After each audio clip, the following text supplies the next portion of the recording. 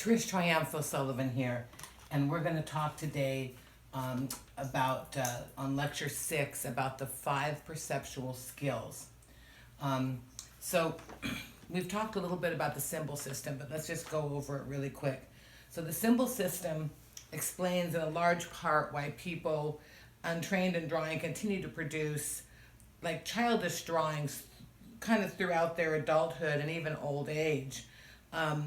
And so we want to our goal for this class basically is to train you in the 5 perceptual skills. Everyone can learn these, okay? So how to see and draw what is actually out there, right? That's what we want to do. We want to see and draw what is actually out there. And that's the foundation of, the kind of the ABCs of art, and it must be learned in order to progress in drawing and painting.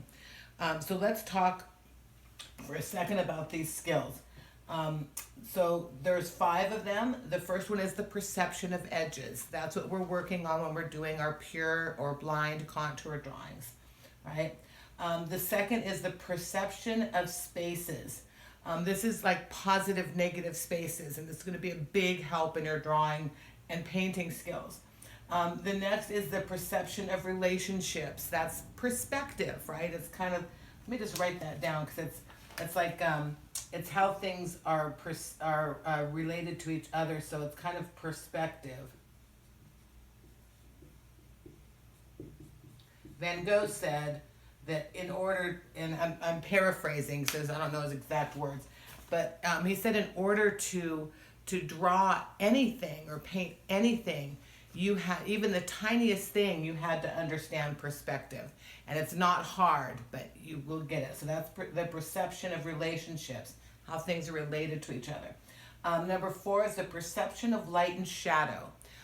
So we often call it light logic, but it's the value system. It's the values from light to dark in your creation, whether it's a drawing or a painting. And finally, the 5th perception skill is the perception of Gestalt. And the Gestalt means the whole, everything together. So that's an important kind of piece. So let's talk about this nonverbal language of drawing and painting and your style and self-expression. So your style is like a distinctive signature, right? It's yours. It's your artistic personality. Let me put it that way. How's that? Artistic personality. And it's revealed by the myriad of decisions that you make consciously and unconsciously every day. Okay, so let's say media, viewpoint, movement, the movement depicted, methodology, whatever, as while you're creating a work of art. So, and this is in the book, they'd say, try writing your signature, right? So if I wrote my signature right now, it would look like this. Let's see if I can get one that actually writes here.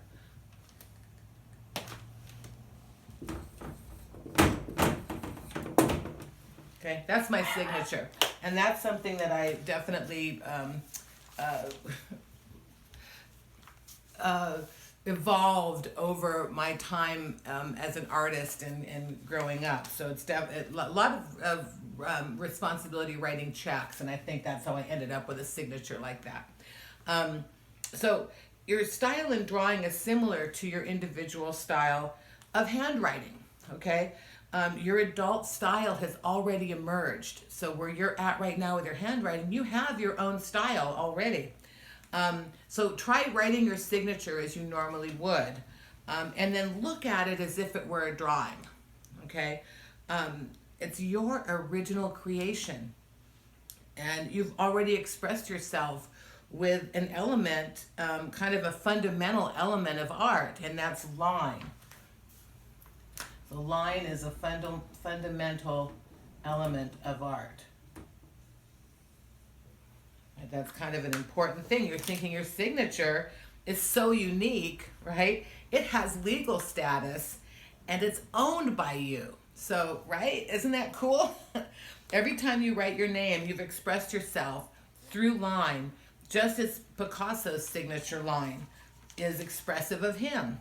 And the line can be read. So you have used the non-verbal language of art.